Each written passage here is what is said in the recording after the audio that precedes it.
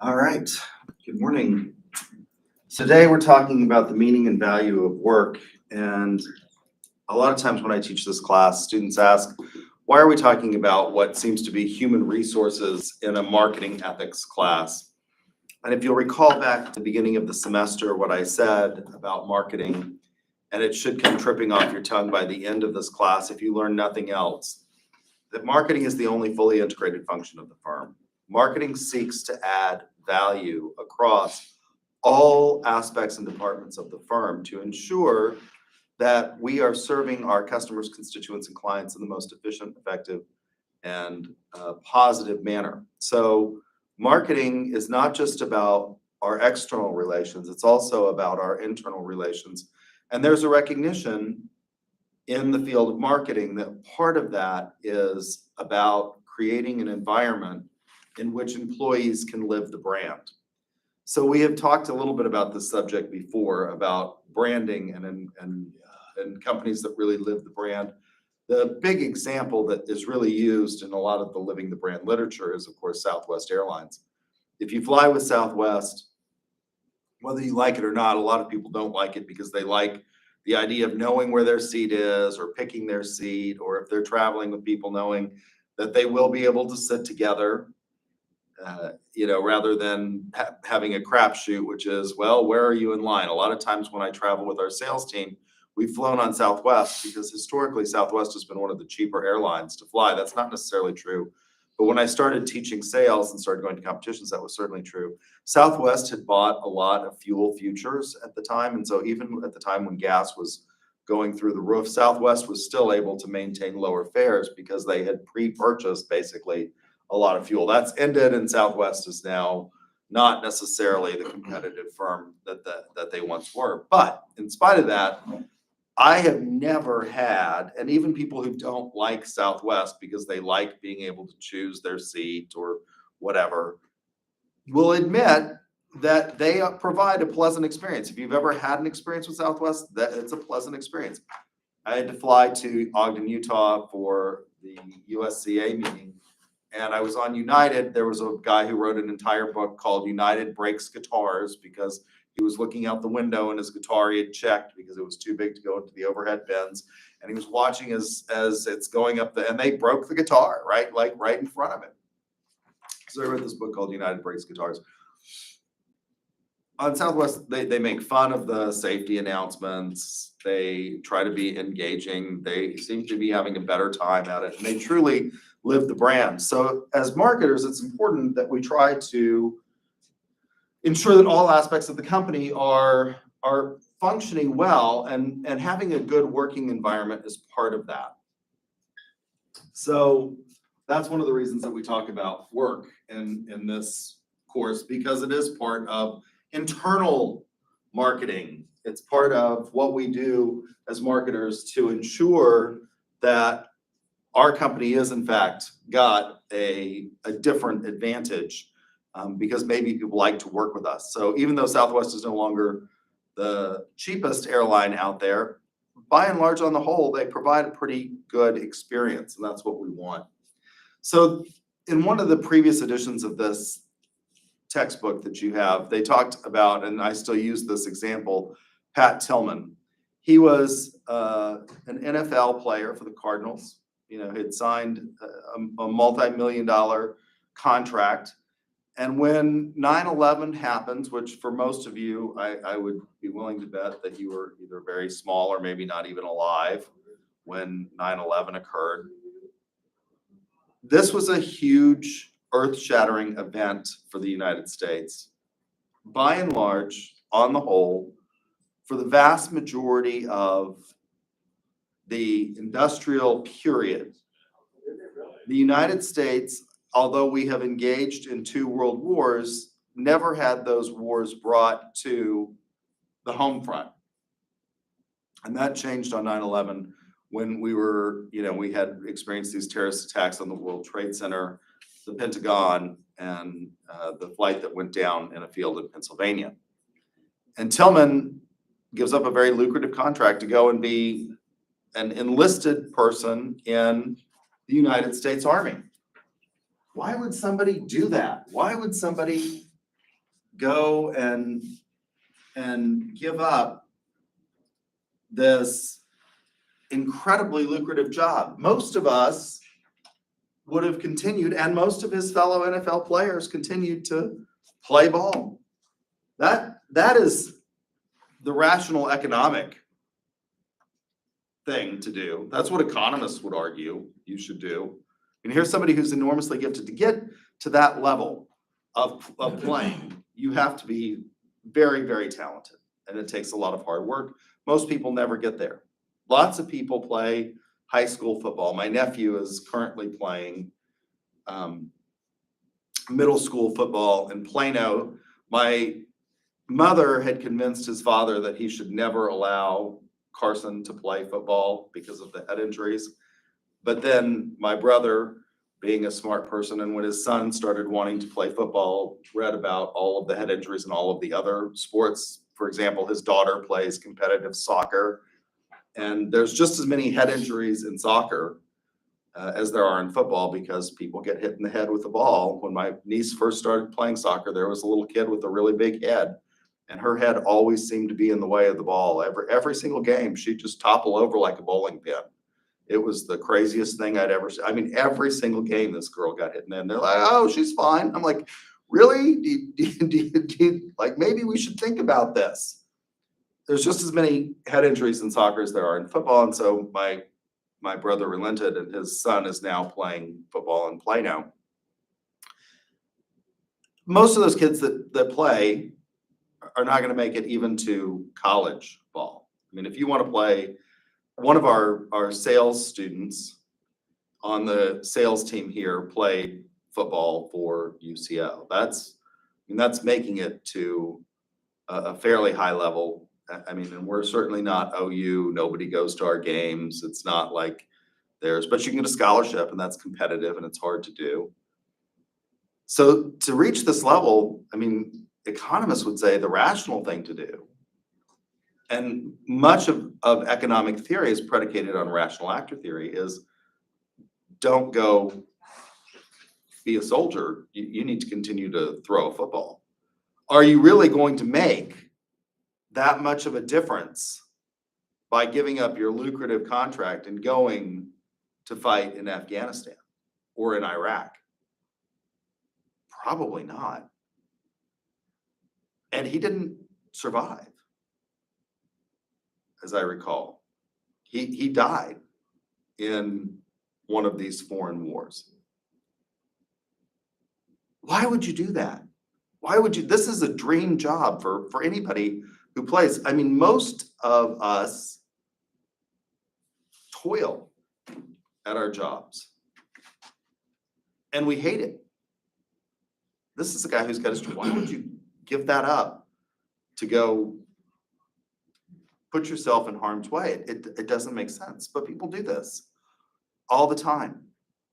One of the common assumptions that we have, and it's largely predicated on this economic theory, and I make merciless fun of economists, by the way, in this class and in all of my marketing classes, because economists assume a lot away, and they're not really all that great at predicting anything. They're good at explaining why things happened after they're done. I don't generally think that's science, that's history. They think they're scientists, but like, you know, the Fed is talking about, we're heading into the election season, and everybody's very upset about the economy, and probably the Democrats are going to take a big hit. And can they really control a world economy? The honest to God truth is no, they can't. And the Federal Reserve has never done a good job of providing a soft landing. I mean, these are the finest economists in the world at the Federal Reserve Board of Governors, and they've never done it. As far as I can tell, in the history of they've never done this. It's always been a painful landing.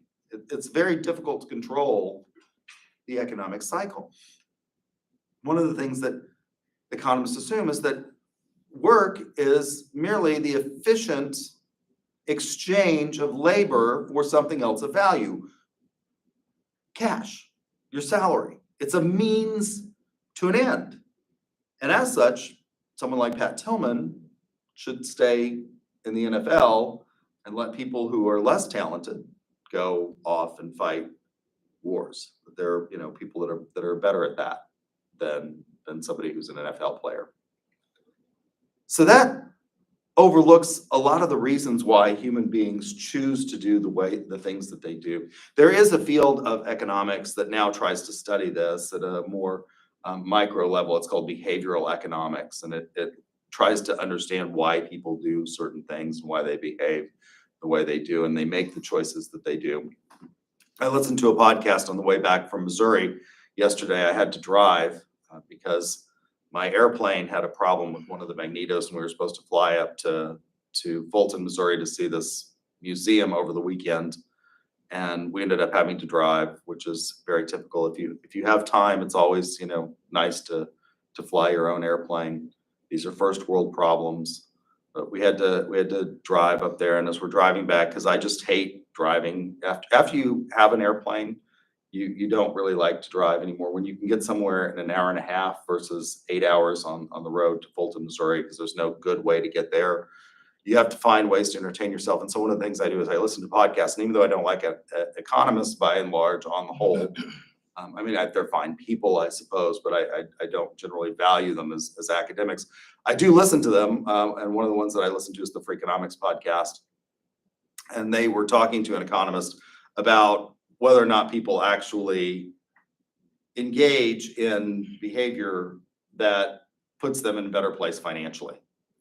And all of the advice that economists would give you is largely counter to the advice that people like Susie Orman would give you about how to become financially successful and how to become financially independent. And why is that? Why is it that economists have this completely different view of the world? And a lot of it has to do with this idea of these just common assumptions that this is just a means to an end. And a lot of it is these, sort of industrial views, 20th century views of work and working, where it's just you go off and you do your job, and that's not really what it means to be you. That's changing in the 21st century, by the way. As your generation particularly, my generation was the first to be called, I'm a Gen Xer. And when I started teaching here at UC, I was 22 years old.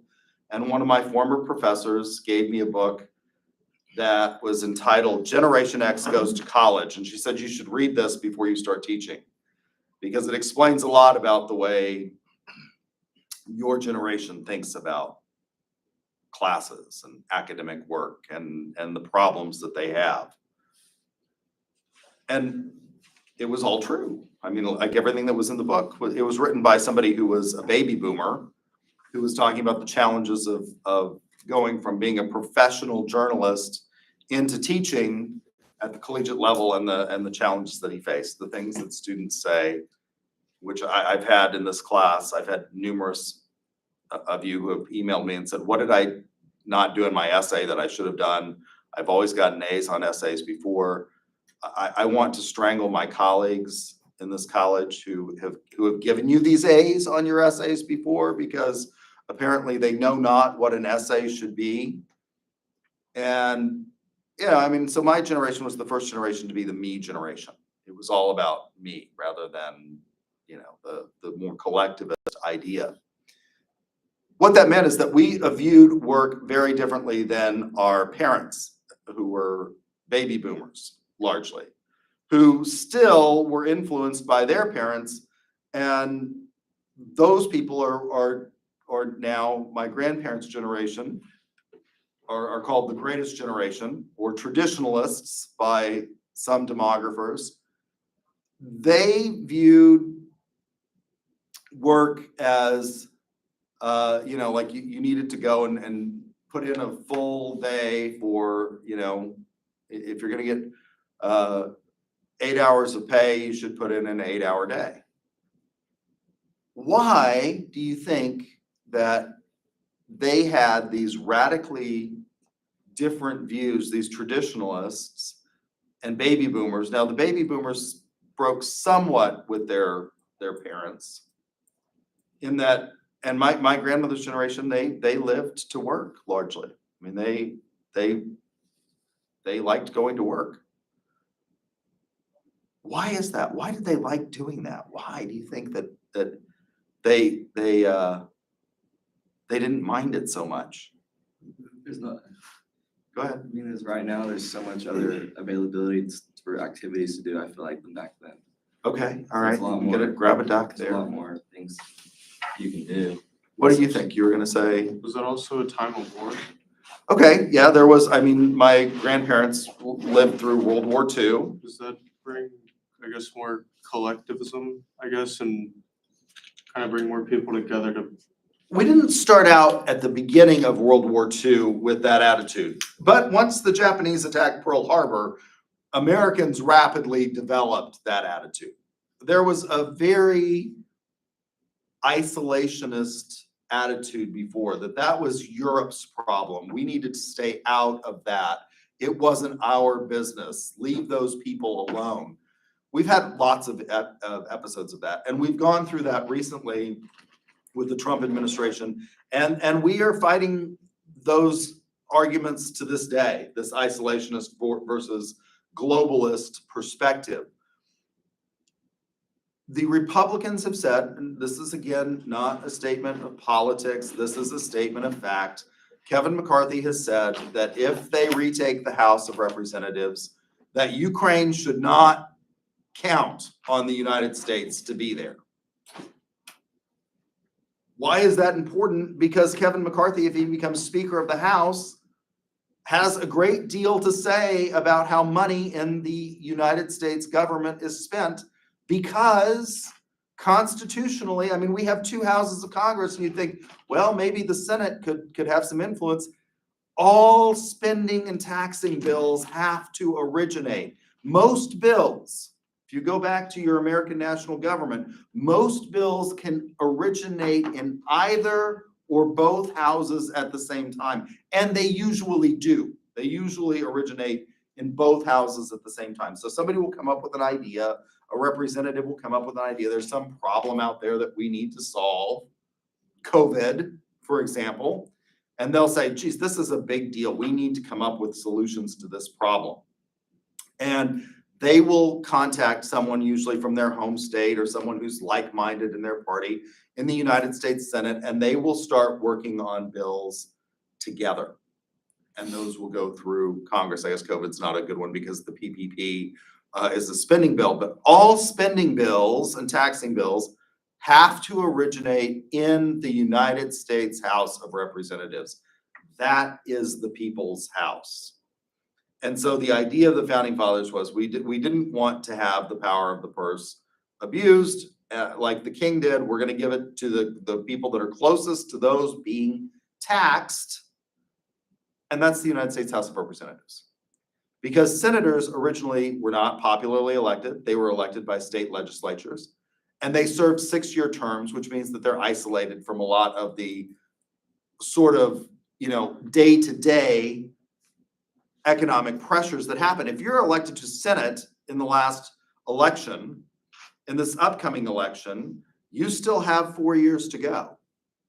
So you've got a long time before you're up for election, and the economic cycle will likely change by the time you're up for election. That's not true of House members who are elected every 2 years. All 435 members of the United States House of Representatives are elected every 2 years. So spending bills have to originate in the House. Kevin McCarthy has said that if the R's regain the chamber, Ukraine shouldn't count on us. So we've got this isolationist tendency. But you are correct that once Pearl Harbor was attacked, we went into a war mode. I mean, it's hard to ignore, although we've never had an attack on our mainland for a long, long time, since the Spanish-American War or something like that. When they attack territory you own, which are these, stupid little islands in the Pacific that we probably shouldn't have owned, but we do. It's hard to ignore that, and we went into a wartime economy and a wartime footing, and we had a more collectivist attitude. At that point, we started, we're all in this together, and we gotta stop this kind of aggression. And so that generation did feel, and you can get a duck, by the way, that generation did feel a greater sense of obligation as a result of that historic event towards the collectivist. And so working, particularly for like my grandmother, who was the classified records librarian for Sandia National Labs, was important. It was contributing to the overall good of the economy. Anybody else have any ideas as to why people back then? Yeah. Could it be like the original American dream? Like they could actually afford it? back Yes, then? that's the other thing, is that if you go, I think you can get a duck. If you go back to the American dream, part of the American dream involved buying a house. And in order to do that, you have to do what? Work your Go to life. work. That is totally changed among your generation. A lot of you don't care if you ever buy a house.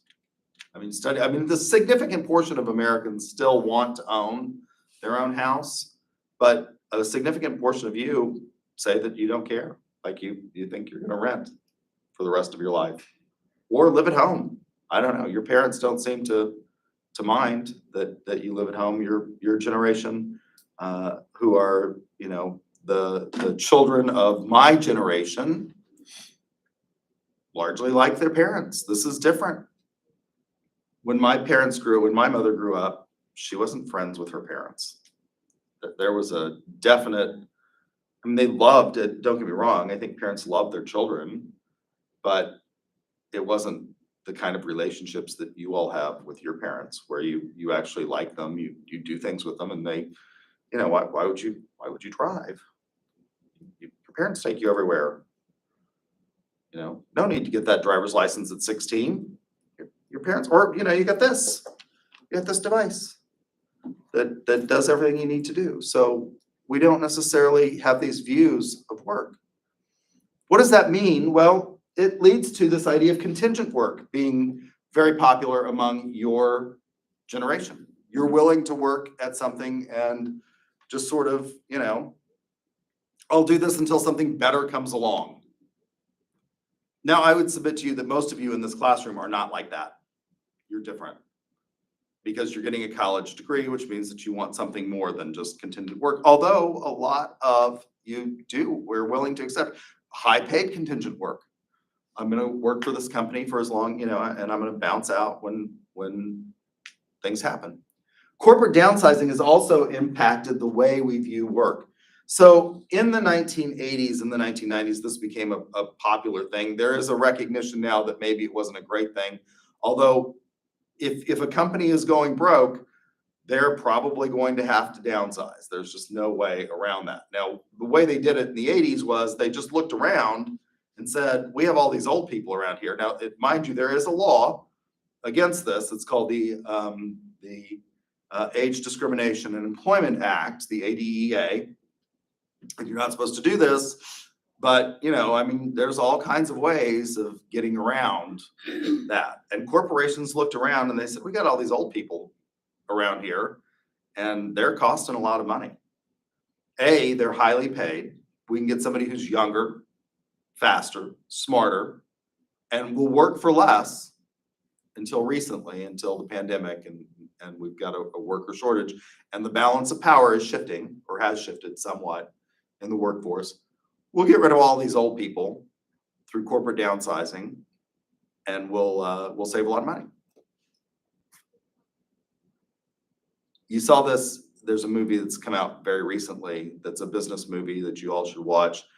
And they do it in this movie, not just because of age, but just as a result of financial exigencies at the end of the movie. It's called Margin Call, and it's with a rather popular actor. He played, I've lost his name, it's on the tip of my tongue.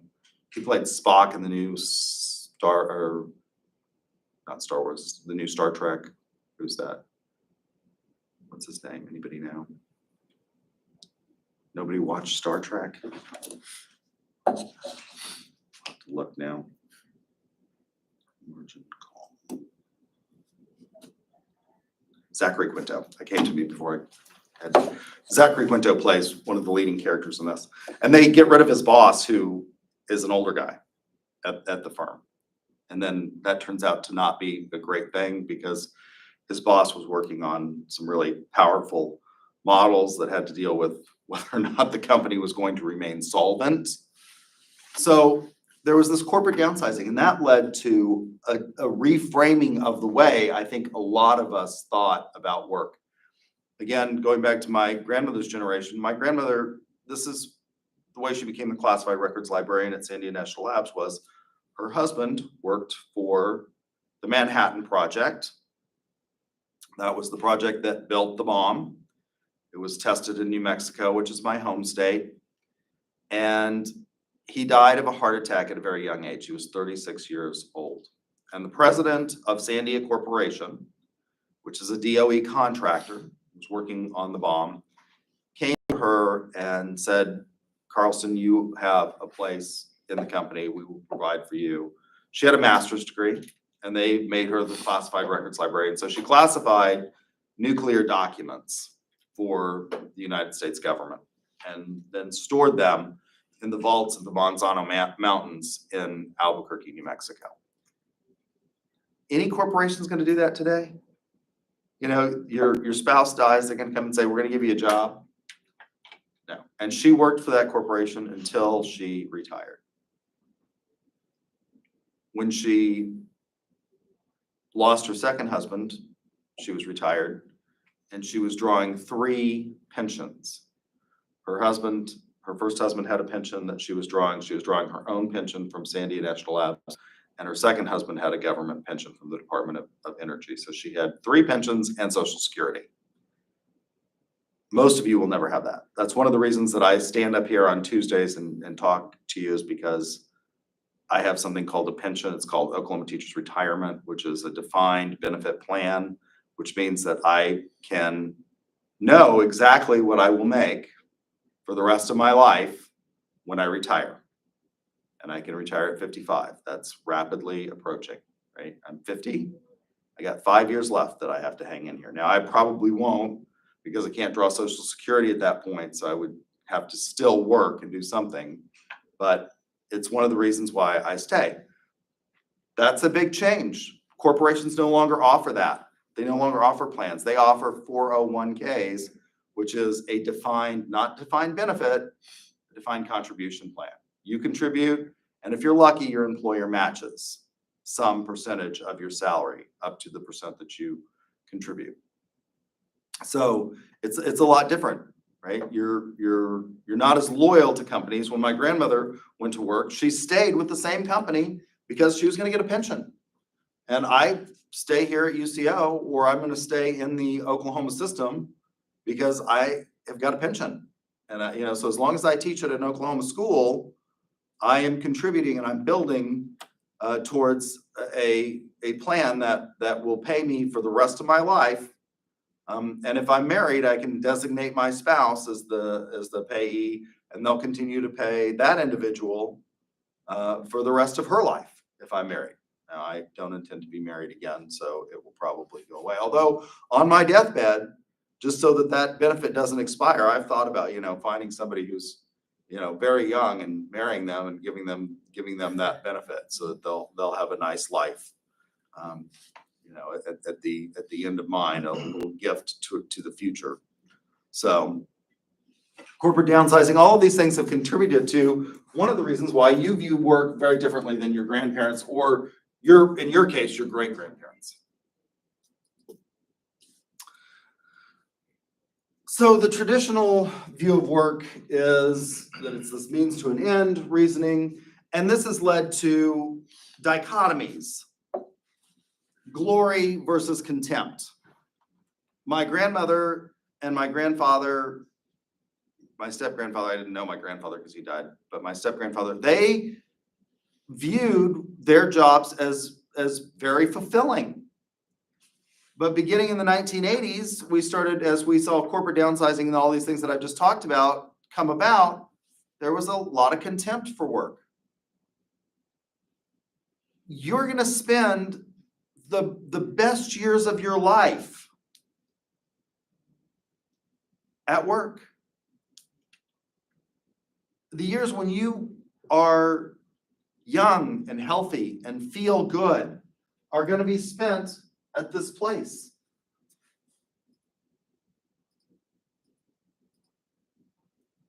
So the challenge is, how do we make work just, fair, and humane?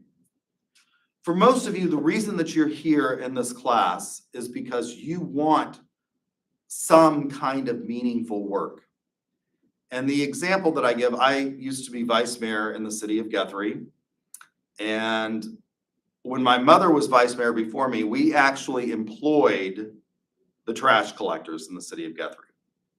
By the time I got to be vice mayor, we no longer employed the trash collectors in the city of Guthrie. They were no longer city employees. We had outsourced that to Laidlaw. But we used to actually employ these trash collectors. And one of them was a constituent of my mother.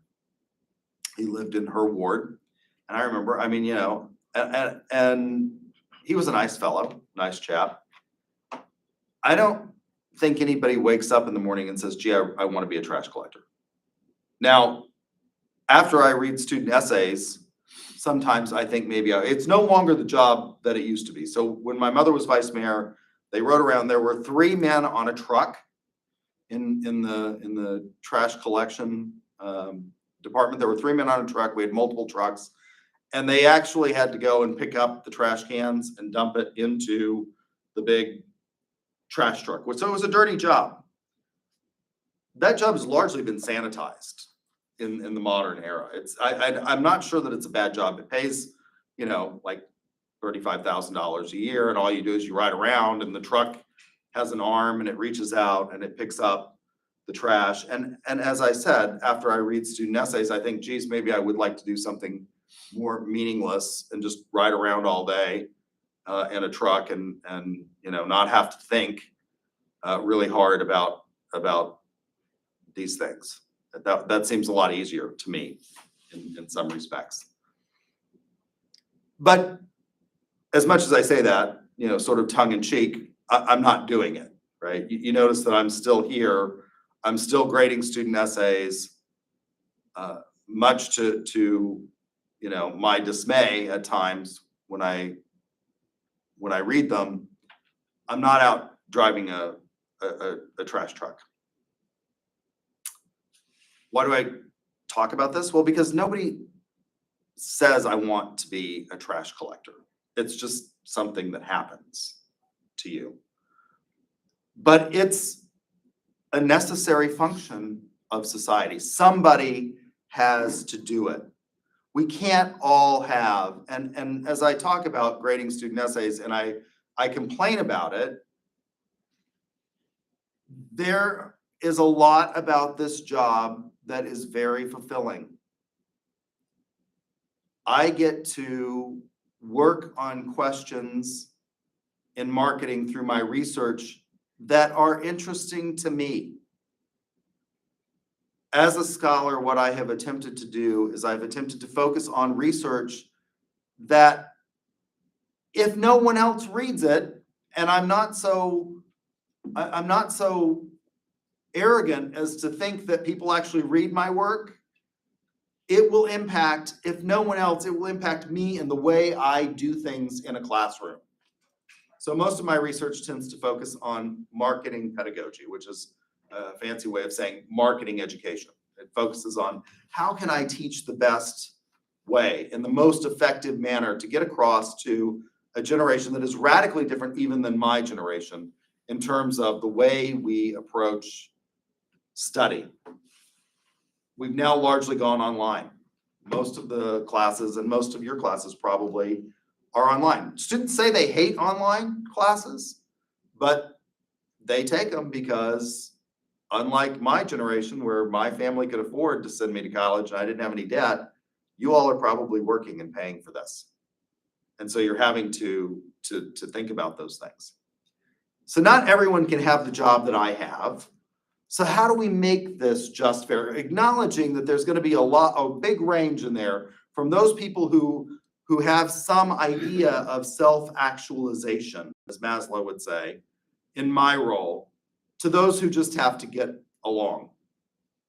How do we make that just, fair and humane? Well, in Habits of the Heart, Beulah et al. Talk about 3 different types or senses of work.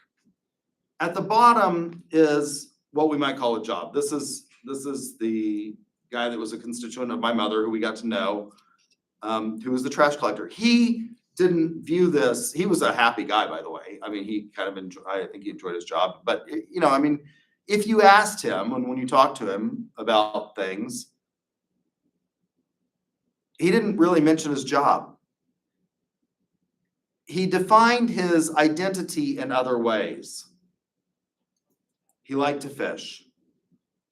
And so he was always talking about, you know, the one that got away, or the big one that he just got, that, you know, in some fishing contest.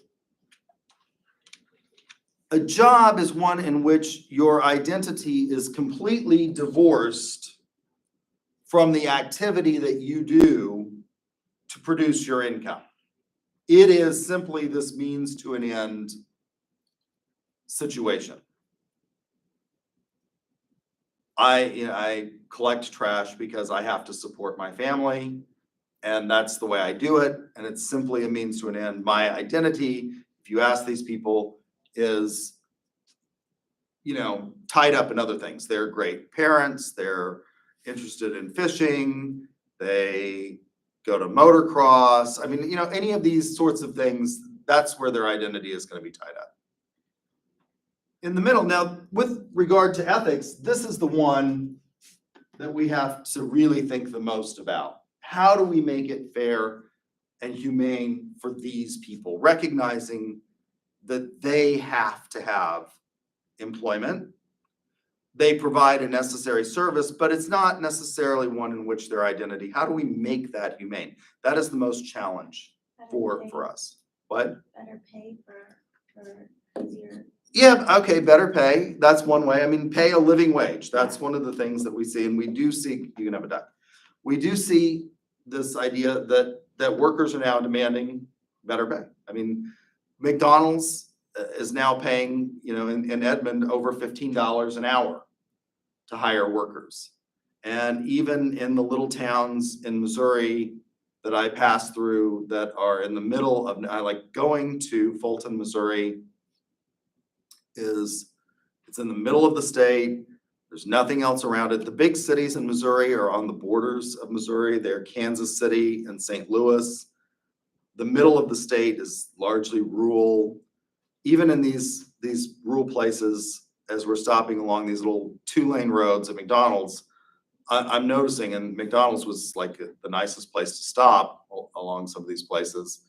I'm noticing that they're paying $13.75 an hour for McDonald's employees. So you wonder why it costs. I mean, I'm like, oh my God, going to McDonald's, if you have 2 people, it's now $25 to eat at McDonald's. It's expensive. Well, they're having to pay $13.75 to get workers. Those are jobs. So we can pay them better so that they can afford to live. They're not actually, which is the value of work. Oops. They're actually living. You can provide a lot of things. One of the things that in satisfaction surveys, pay is actually about the 8th or 9th most important thing to most workers until you get to one career field. Which career field do you think pay becomes like number 1 or number 2 in? Serve like the waitressing. No. No? It's one that I talk about a lot in this class. Sales? Sales. Yeah, sales. I mean, salespeople, overwhelmingly, people are motivated by other things in their job. If I were really that motivated, I mean, marketing professors are well paid. The average starting salary of a marketing professor this year is $160,000. That's that. But if you're really interested in money, you don't go into being a marketing professor, you go into being a salesperson, right? Because I could go to work for Love's or for one of our corporate partners. I'm sure I could get a job and I could make far more money than I'm making standing here, right? But it's not as rewarding to me. So sales is the one where that really is a big deal. It's also about providing good health insurance benefits for people like that in those fields where, you know, injuries are more common. So it's about these other things. In the middle of this, and this is what most of you want, is a career. In a career, your identity and the activity that you perform in order to make your living are somewhat connected. That's why you're here. You want a career. You want a career in sales, or you want a career in marketing. You want to be a professional. You want to have a degree. A big portion of your identity is going to be tied up in this. Not your entire identity, but a big portion of your identity is going to be tied up in this. This is one of the things where and I've said this before in this class, one of the first questions that people ask you when you meet them is, what do you do? And it's not because they care about you. It's not because they like you. I mean, I am, you know, I am absolutely brutally honest most of the time, to the point of lots of my friends say things like, let's see if I can find my,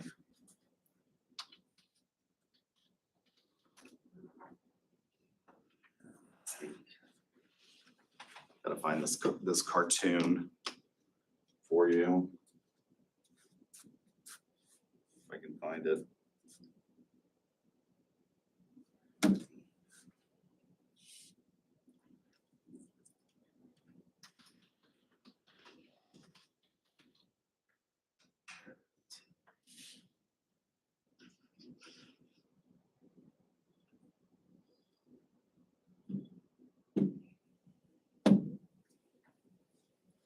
This is me.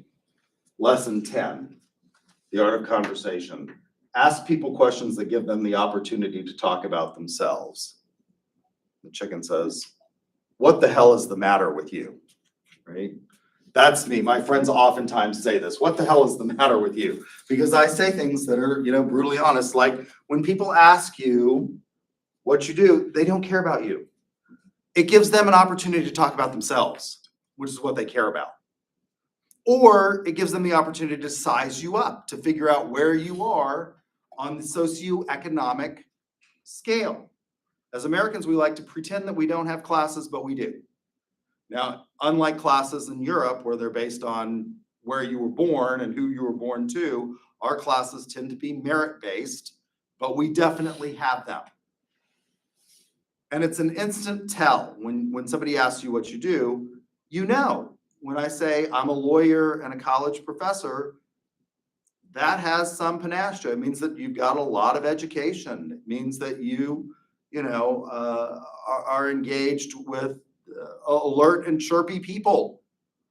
And so it's an instant way of telling. And this is what most of you want. You want a career because when you ask, or when people ask you what you do, and when you tell them, you have a big portion of your identity is going to be tied up in this activity.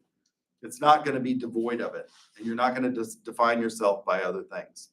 The highest level is a calling, and this is what I do view myself as being a lawyer, as a calling. One of the things that you have to think about when you're a lawyer, if you are good at this profession, is that you never escape it. Once you become a lawyer and you're admitted to the bar, unless you are debarred, or unless you're disbarred, not debarred, disbarred, you are bound by the rules of professional conduct in everything you do for the rest of your life. You never escape them. And that places a higher burden on you than it does on the ordinary citizen. I can't do the same things that you can do and get away with it without being punished. So for example, DUI. If you get a DUI, that's a bad experience for you. But you know, as long as you can hire a good lawyer, you're probably not going to lose your job and your ability to make money. You can if you're a lawyer. It has nothing to do with what you've done to your clients, but it's an automatic suspension, I think, of 2 years in Oklahoma if you get a DUI. You are always, so it's a calling. You are held to a higher standard than other people are held because you have been given this enormous power to be an officer of the courts of the great and sovereign state of Oklahoma is enormous. And so it's a calling. I wanted to be a lawyer from the time I was 5 years old until I became a lawyer. And then I thought, Jesus, why do I want to do this? You know, like, but it's a calling. It involves everything that you are and everything that you do as a person. When I read calling, I thought of like religious leaders and stuff. You can have a duck. That is the one that they usually use. And in Habits of the Heart, that's what Bueller and al. Say a calling is. It's literally the priesthood. I mean, for members of the Catholic clergy particularly, you give up everything for this, right? I mean, you give up, that's not true of the Protestant clergy necessarily, although I think those people still view it as a calling. But if you are a Catholic priest, this consumes your life. You cannot marry. You will not have children. It is everything that you are from every waking moment is devoted to the service of God. The law is not quite that demanding, but it is still. I mean, you know, you can lose a lot if you don't engage in high ethical behavior. Now, lawyers have ethical lapses. That's and we hear about them a lot. But it can result, and the Bar Association, at least in Oklahoma, has started taking a far more active role in policing that behavior. So I do view it as a calling, but religion is generally the one that they say this is a calling. You were called to the service of God. Medicine is another one that you find people that are called. My brother's father-in-law is a very well-known surgeon at OU. He's probably one of the most famous electrocardiac physicians in the world. He invented a technique called electrocardiac catheter ablation. His name is Warren Jackman. You can Google him. He was offered a position at Harvard, and he turned it down because OU built him a better lab. So he is, I mean, he's very, very famous. He's still doing a lot of research, even though he's in his 70s. And, I mean, he has no intention of retiring. And when I talk to him, because he's an academic and I'm a professor, I keep talking about how I can't wait to retire. I'm looking forward to it. And he can't fathom retiring. I mean, he can't fathom giving up doing this. He still loves teaching fellows, and he spends a lot of time. I had an information. Yeah, I mean, he spends an enormous amount of time. He views this as his life's work. I mean, and his as a result, I mean, his children, both of whom are friends of mine, one of which is my sister-in-law, don't have great remembrances of him in their childhood because he was largely not there. He was largely away. So that's a calling. So the value of work, the instrumental value is wages and the benefits that you get from work. And again, in a job, this is pretty much all you're going to get is wages and benefits. And how can we improve this quality? Well, we can pay fair wages in our companies, which means that we're going to have to pay more for our McDonald's sandwiches. And we can provide good health benefits. That's largely dictated now by government regulation in the Affordable Care Act. But we can also have more. We can have disability and leave and on-the-job training opportunities. And McDonald's wants to be, they're trying to be a better employer in that they're trying to emphasize the fact that they do care about their employees and that they offer them benefits beyond just work. They offer them college scholarship opportunities so that it is a better job. It's not just using these people as an instrument to make the most amount of money. It is also paying for tuition and things like that. And if you've seen the McDonald's ads, they emphasize this, that, it's the best. They had a whole series of ads called The Best First Job. Because for many people and in many locations, McDonald's is their first job. Lots of my friends, that was their first job, was working at McDonald's. The turnover at McDonald's is still enormously high, right? what is the turnover at the average McDonald's with the, not management, but in all of the sort of line worker employees, it's almost 100% per store per year. I mean, it's just, it's incredibly high. I think So- that's more due to like rude customers. Probably, although you're having to deal with that less now because they don't really want you to come inside. It used to be, so I read a book by Bill Bryson in which he talked about how Americans are lazy and how that impacts our daily lives. And one of the things that he mentioned, and I started doing this, but it's flipped,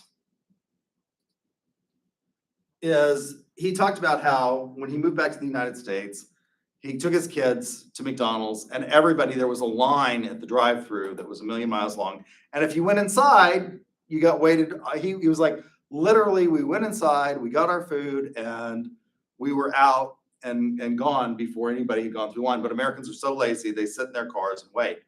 McDonald's now no longer wants you to come inside. And it's sort of like they punish you. So I've done this. I used to, after I read that book by Bill Bryson, I started doing that. I would like always just hop out and go inside and get my food. And I'd usually be out. They have figured out that the only metric that they care about is how fast people get through the drive-through.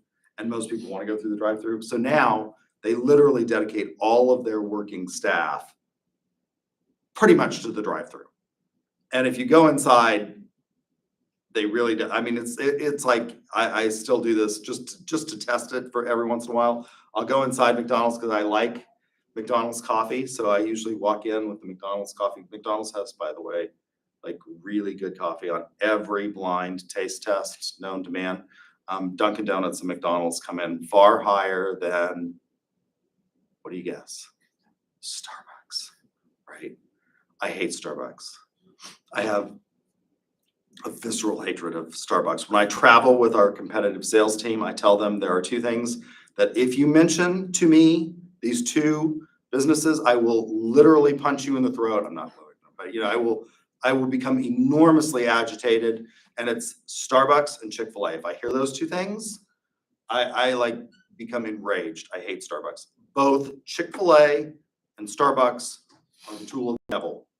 The devil has many, many tools, and those are two of them, right? I mean, just like tools of the devil need to be avoided at all costs.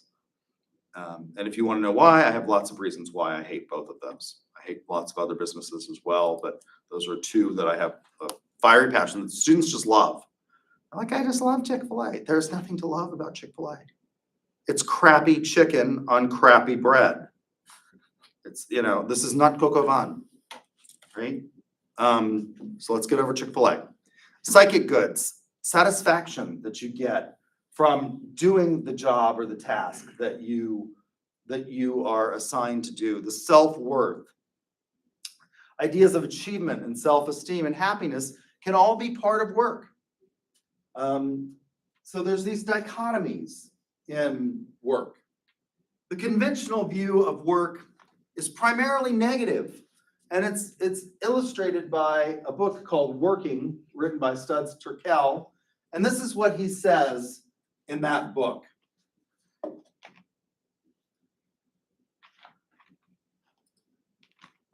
This book, being about work, is by its very nature about violence to the spirit as well as to the body. It's about ulcers as well as accidents and shouting matches as well as fistfights, about nervous breakdowns as well as kicking the dog around. It is above all or beneath all about daily humiliations. To survive the day is triumph enough for the walking wounded among the great many of us in the working world. This is what a lot of employees face. You know, if they don't have the power to negotiate. Why is it that marketing professors make a lot of money? Well, there aren't a lot of us. Not very many people are willing to go get a PhD in marketing because they can make a lot more money in the working world. We're also really bright, by and large, on the whole. If you, I mean, not genius level, but if you can get a PhD, you're bright. You figured out something, you figured, you know, and so you can advocate. And we're good at persuading people. That's not true for everybody. And this view that Studs Terkel talks about is what a lot of people face.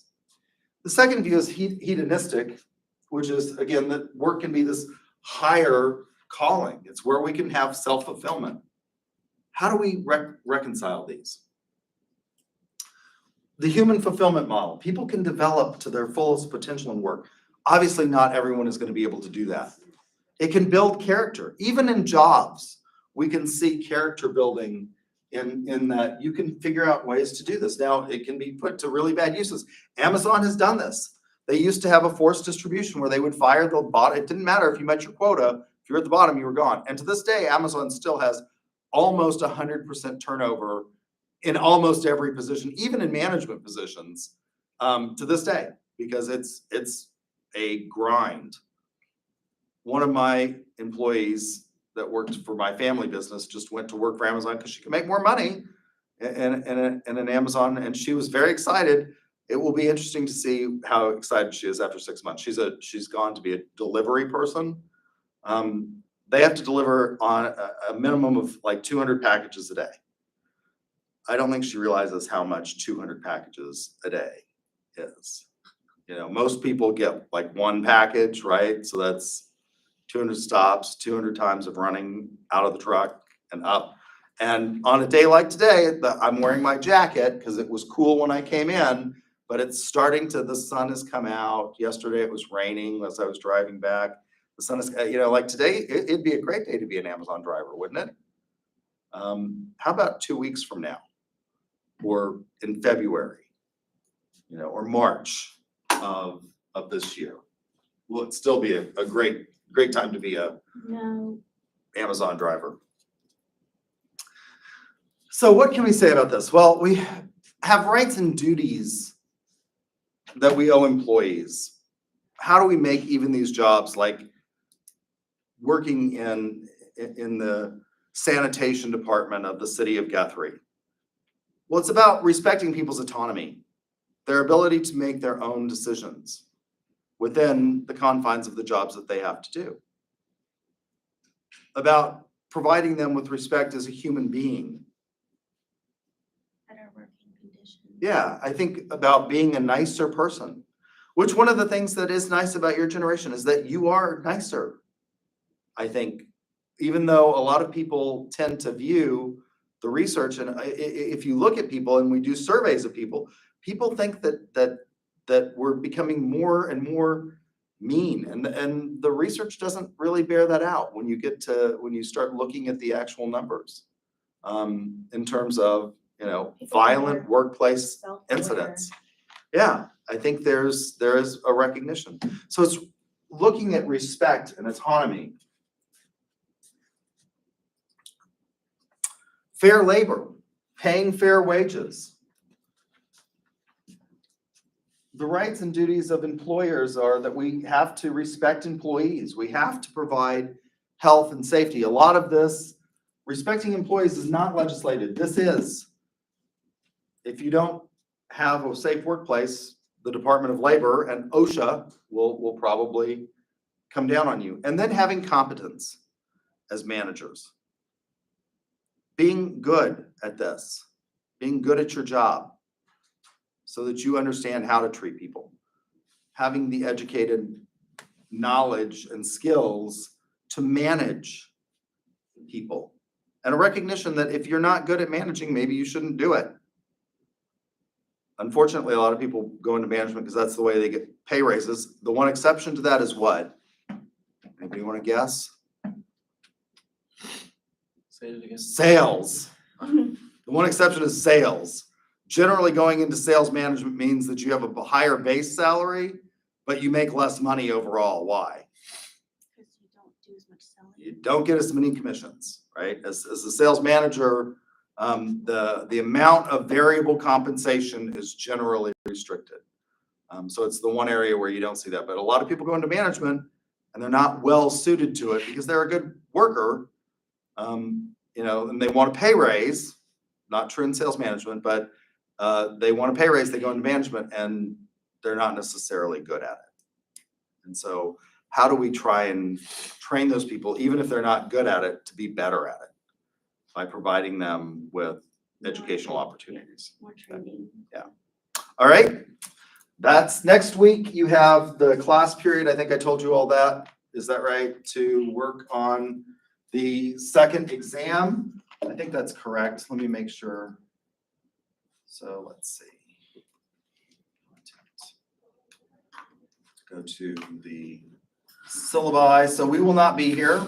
You're welcome to come.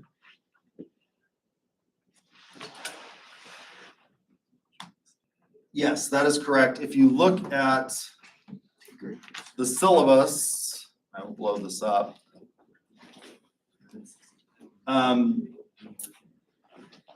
Under the week starting October 31st, which is next week, which is my mother's birthday, Halloween, you have both the chapter 5 quiz and the module exam. Oh, I didn't do that. The module exam 2.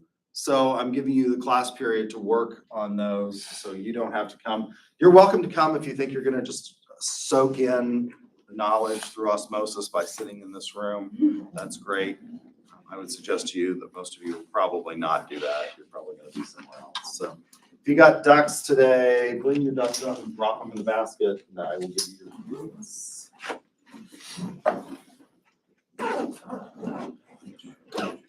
Let me just end the live stream.